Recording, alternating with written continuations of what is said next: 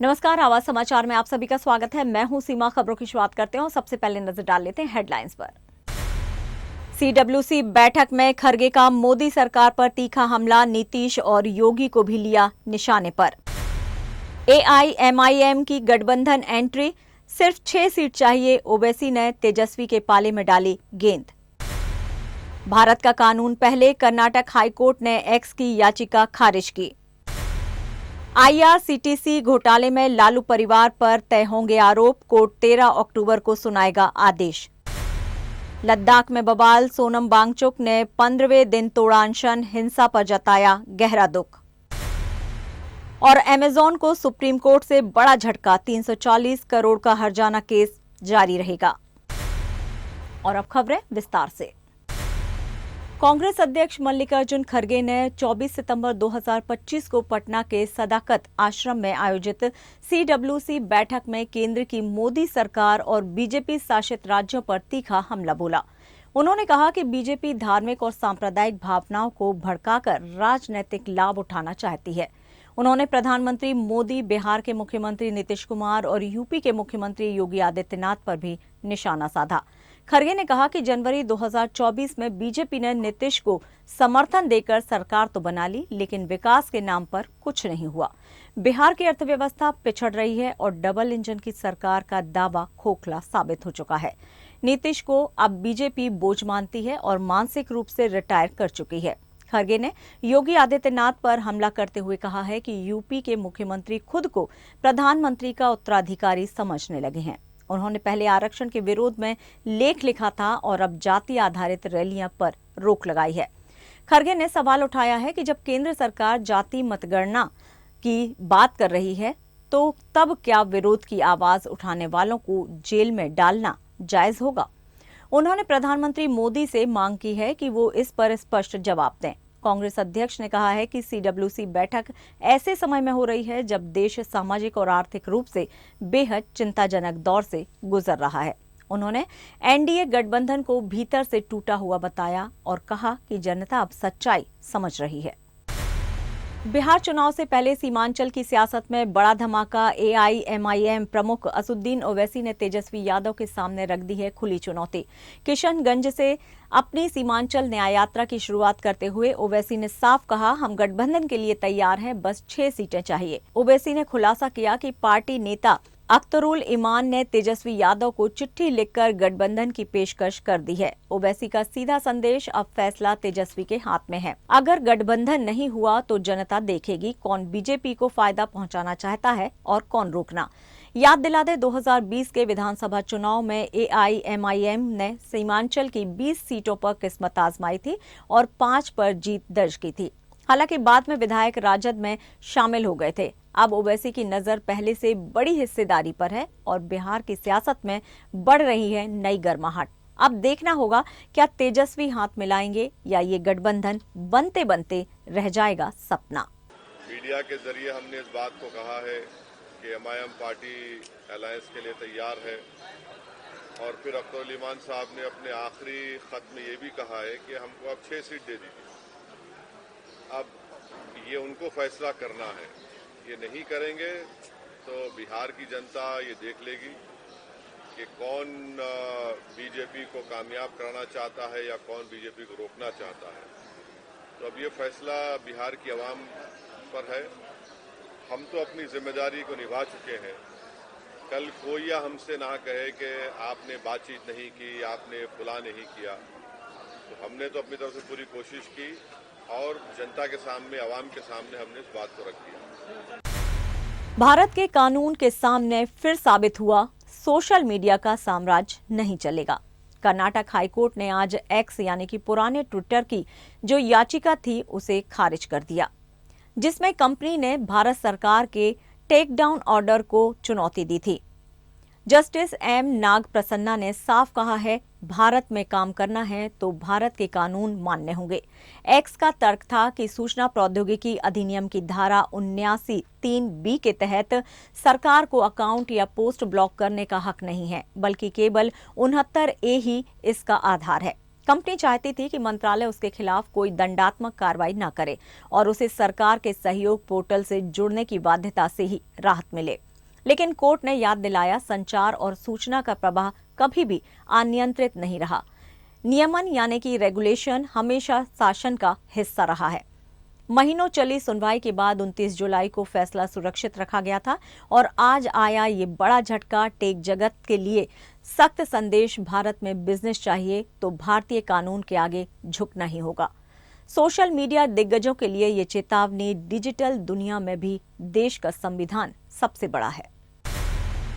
IRCTC घोटाला मामले में राउज एवेन्यू कोर्ट 13 अक्टूबर को ये तय करेगा कि लालू प्रसाद यादव, राबड़ी देवी, तेजस्वी यादव और अन्य आरोपियों पर मुकदमा चलेगा या फिर नहीं।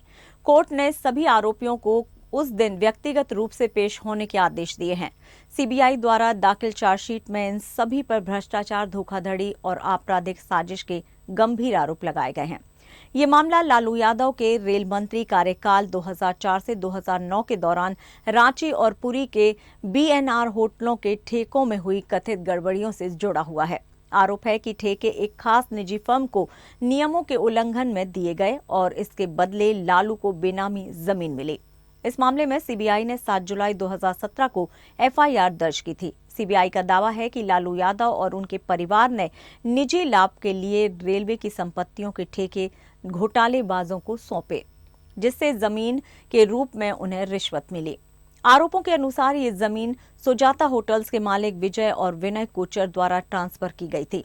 जांच के दौरान एजेंसी ने कई ठिकानों पर छापेमारी की और अहम दस्तावेज भी जुटाए। वहीं लालू परिवार की ओर से कोर्ट में कहा गया कि CBI के पास मुकदमा चलाने लायक कोई पुख्ता सबूत नहीं है। अब अदालत 13 अक्टूबर को ये तय करेगी कि किन आरोपों पर मुकदमा आगे बढ़ेगा और किसे खारिज किया जाएगा। लद्दाख में पूर्ण राज्य और छठी अनुसूची की मांग हिंसक मोड़ ले रही है। लेह की सड़कों पर गुस्साए प्रदर्शनकारियों ने भाजपा कार्यालय और पुलिस बैंड को आग के हवाले कर दिया। इस बीच पर्यावरण कार्यकर्ता सोनम वांगचुक ने 15 दिनों से चल रहा अपना आक्रामक अनशन तोड़ दिया। वीडियो संदेश में वांगचुक ने कहा है, हिंसा से आंदोलन कमजोर होगा, हमारे लक्ष्य में रुकावट आएगी। गांधीवादी तरीके से संघर्ष कर रहे वांगचुक ने युवाओं से शांति बनाए रखने की अपील की है। केंद्रीय गृह मंत्रालय ने लद्दाख नेतृत्व में अगली बैठक 6 अक्टूबर को तय की है, लेकिन फिलहाल लेह में हालात तनावपूर्ण है। लद्दाख की सर्द हवाओं के बीच ये आंदोलन अब राजनीतिक और जन भावनाओं के भीषण तूफान में बदल चुका है। देश की सबसे बड़ी अदालत से ई-कॉमर्स दिग्गज अमेजॉन को बड़ा झटका लगा है। 340 करोड़ रुपए के भारी भरकम हर्जाने वाले केस में सुप्रीम कोर्ट ने राहत देने से साफ इनकार कर दिया है। दिल्ली हाई कोर्ट ने बेवरली हिल्स पोलो क्लब ट्रेडमार्क उल्लंघन में अमेजॉन पर जो करारा जुर्माना ठोका था, उस पर लगी रोक हटाने की लाइफस्टाइल इक्विटीज की मांग को खारिज कर दिया गया है। यानी अमेजॉन के खिलाफ हाईकोर्ट में चल रही सुनवाई अब और तेज होगी। पूरा मामला 2020 का है, जब ब्रिटेन की फैशन कंपनी लाइफस्टाइल इक्विटीज ने आरोप लगाया था कि Amazon.in पर उसके हॉर्स लोगो से मिलते जुलते कपड़े बेचे जा रहे हैं। कंपनी का दावा, Amazon के प्राइवेट लेबल सिंबल और बड़े विक्रेता क्लाउडटेल ने उनकी रजिस्टर्ड ट्रेडमार्क का फायदा उठाया। दिल्ली हाई कोर्ट के एकल जज ने अमेजॉन को दोषी मानते हुए ब्रांड रिहैबिलिटेशन और रॉयल्टी हानि मिलाकर करीब 340 करोड़ का हर्जाना लगाया। लेकिन अमेजॉन ने अपील की कि 1 जुलाई को डिवीजन बेंच ने इस आदेश पर रोक लगा दी। लाइफस्टाइल इक्विटीज ने सुप्रीम कोर्ट का दरवाजा खटखटाया, पर जस्टिस JB पारदीवाला और जस्टिस KV विश्वनाथन की बेंच ने आज साफ कह दिया, रोक हटाने का कोई आधार नहीं। हालांकि अगली सुनवाई में हाईकोर्ट अपने स्तर पर पूरे मामले की मेरिट पर फैसला करेगा। यानी कि ई-कॉमर्स दिग्गज अमेजॉन के लिए मुश्किलें अभी खत्म नहीं हैं। 340 करोड़ का ये हाई स्टेक्स ट्रेडमार्क विवाद अब और गर्माएगा। कानपुर उत्तराखंड गुजरात के बाद अब मुंबई में भी कानपुर की तरह धार्मिक तनाव की आशंका दिखाई दे रही है। शहर के अलग अलग हिस्सों में आई लव मोहम्मद के पोस्टर लगाए गए हैं। कानपुर में इसी तरह के पोस्टर ने धार्मिक संगठनों के बीच विवाद को जन्म दिया और अब पुलिस ने 25 युवकों के खिलाफ FIR दर्ज की है। वहीं इस पोस्टर को लेकर मुंबई में स्थानीय संगठनों का कहना है कि ये सिर्फ पैगंबर मोहम्मद के प्रति मोहब्बत जताने का तरीका है। हालांकि प्रशासन ने शहर भर में निगरानी बढ़ा दी है। खासकर त्योहारों के इस मौसम में किसी भी तरह की अप्रिय घटना को रोकने के लिए पुलिस सतर्क है। आप देख सकते हैं कि किस तरह से सोशल मीडिया और छोटे वीडियो ट्रेलर एक मामूली विवाद को बड़े तनाव में बदल सकते हैं। धार्मिक भावनाओं को भड़काने और सियासी रंग देने की कोशिशें जारी हैं। मुंबई पुलिस लगातार स्थिति पर नजर रखे हुए है और शहरवासियों से अपील की जा रही है कि वे शांति बनाए रखें। कानपुर से मुंबई तक फैल रहे इस विवाद की सभी गतिविधियों पर प्रशासन की पैनी नजर है। खबरों में यहां लेंगे एक छोटा सा ब्रेक। आप बने रहिए आवाज समाचार के साथ।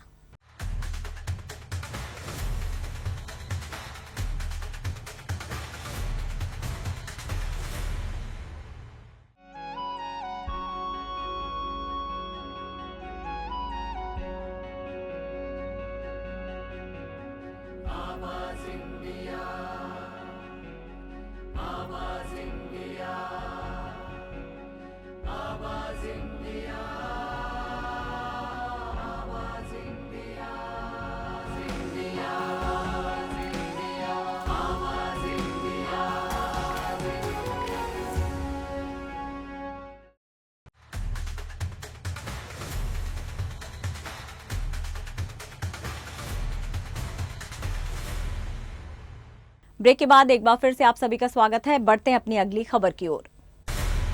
महाराष्ट्र के कई जिलों में भारी बारिश ने आम जनजीवन को अस्त व्यस्त कर दिया है।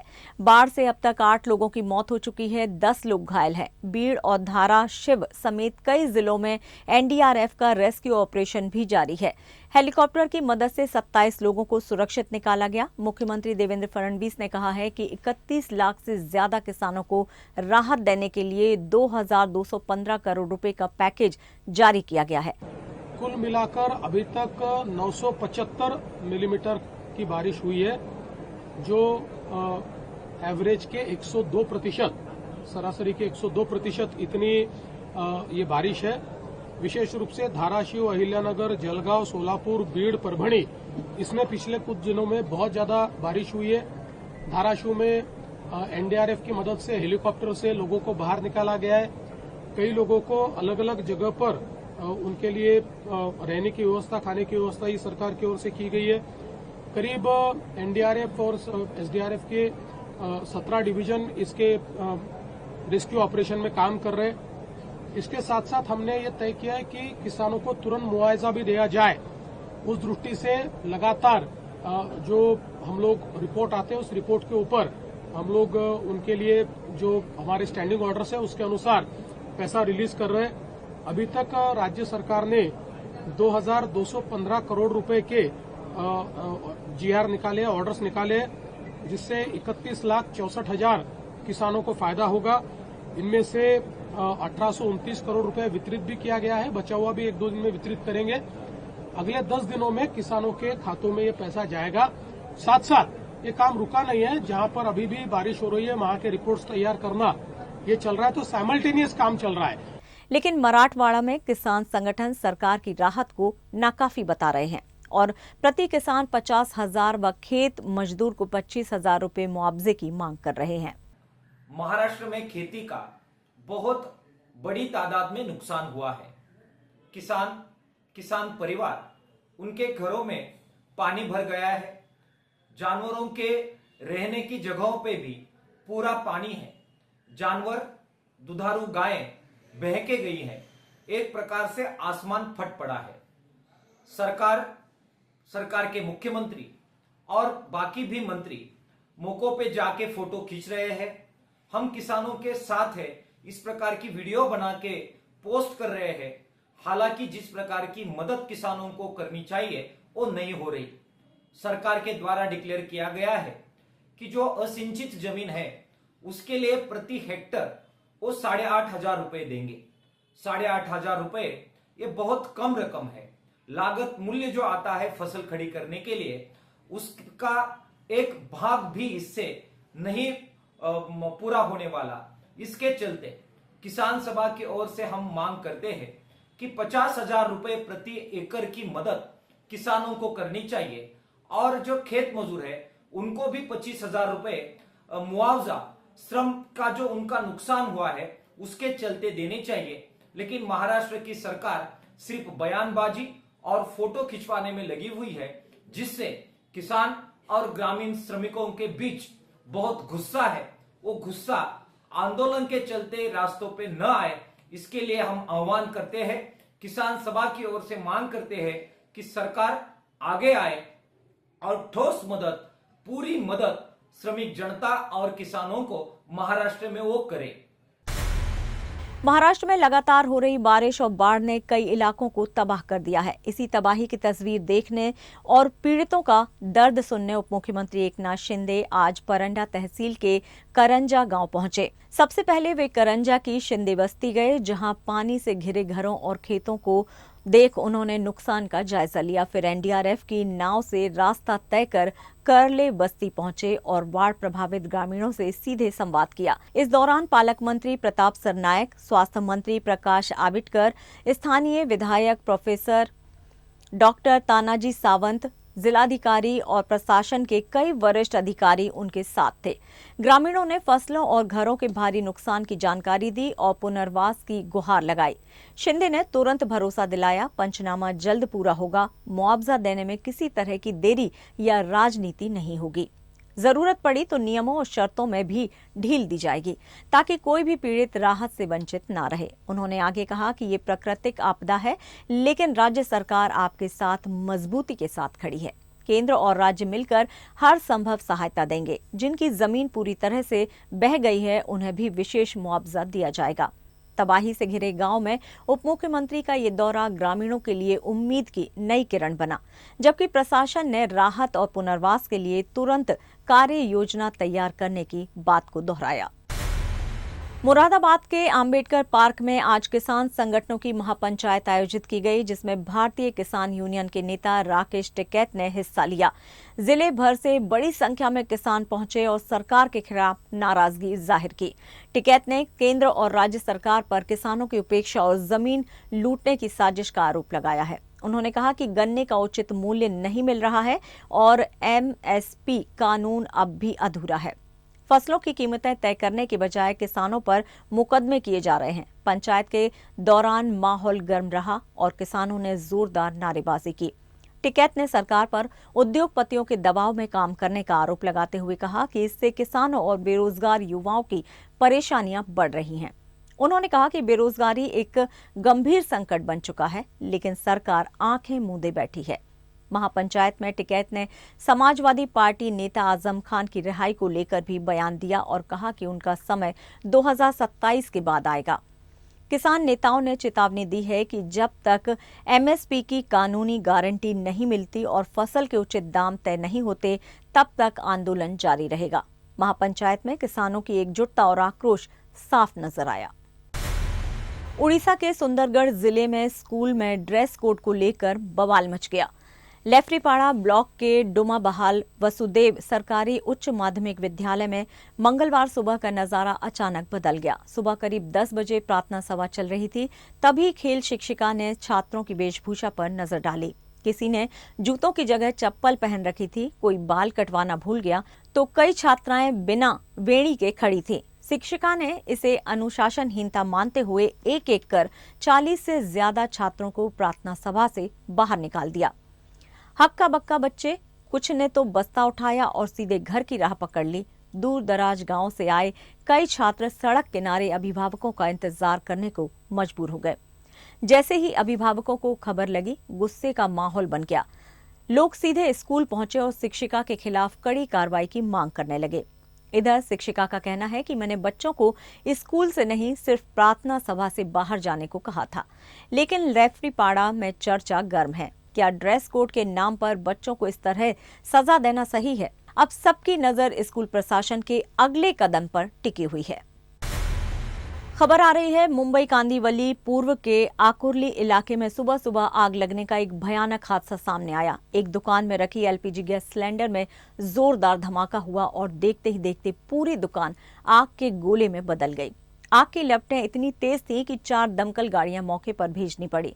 नगर निगम अधिकारियों के मुताबिक 7 लोग इस आग में बुरी तरह से झुलस गए हैं, जिनमें 6 महिलाएं और 1 पुरुष शामिल है। 3 महिलाओं की हालत बेहद गंभीर है। रक्षा जोशी, दुर्गा गुप्ता और पूनम सभी 85 से 90% तक झुलसी हैं। बाकी गंभीर रूप से जख्मी 4 घायलों को भी ESIC अस्पताल में भर्ती कराया गया है। दमकल विभाग के मुताबिक सुबह 9:05 पर यह हादसा हुआ और महज 30 मिनट में आग पर काबू पा लिया गया। प्रारंभिक जांच में गैस सिलेंडर लीकेज और बिजली के तारों में शॉर्ट सर्किट से धमाका होने की आशंका जताई गई है। मुंबई की इस दर्दनाक घटना ने इलाके में दहशत फैला दी है। फिलहाल सभी घायलों का इलाज जारी है और पुलिस हादसे के कारणों की जांच कर रही है।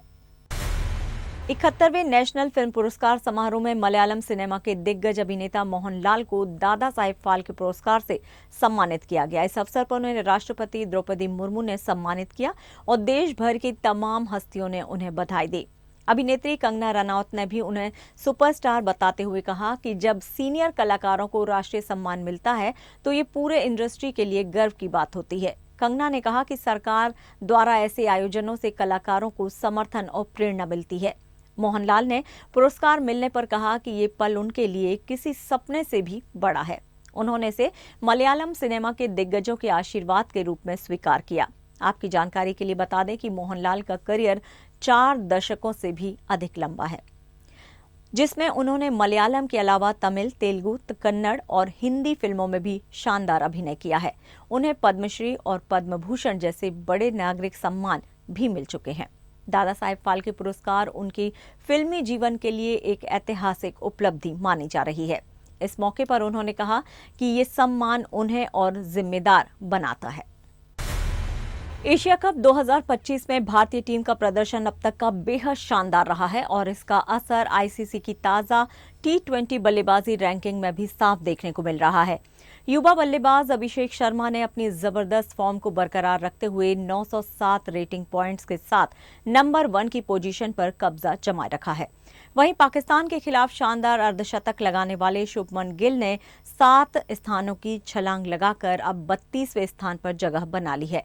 गिल के अब तक 574 रेटिंग पॉइंट्स हो गए हैं, लेकिन ये प्रदर्शन टीम इंडिया के लिए T20 वर्ल्ड कप की तैयारियों के लिहाज से बेहद अहम माना जा रहा है।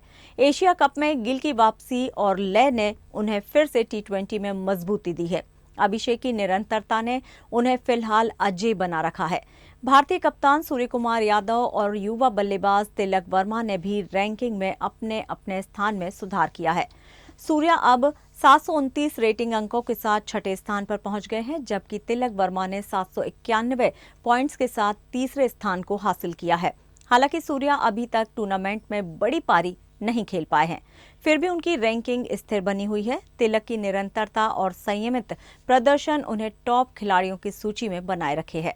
दूसरी ओर पाकिस्तान के बल्लेबाज साहबजादा फरहान ने 31 स्थानों की बड़ी छलांग लगाई है और अब वो 589 रेटिंग पॉइंट्स के साथ 24वें पायदान पर पहुंच चुके हैं। उनकी ये छलांग एशिया कप में उनके प्रतिभाशाली प्रदर्शन का प्रमाण है। रैंकिंग के ये उतार चढ़ाव टूर्नामेंट में खिलाड़ियों के योगदान को सीधे दर्शा रहे हैं। और फिलहाल आवाज समाचार में इतना ही, लेकिन आप देखते रहिए आवाज इंडिया। नमस्कार।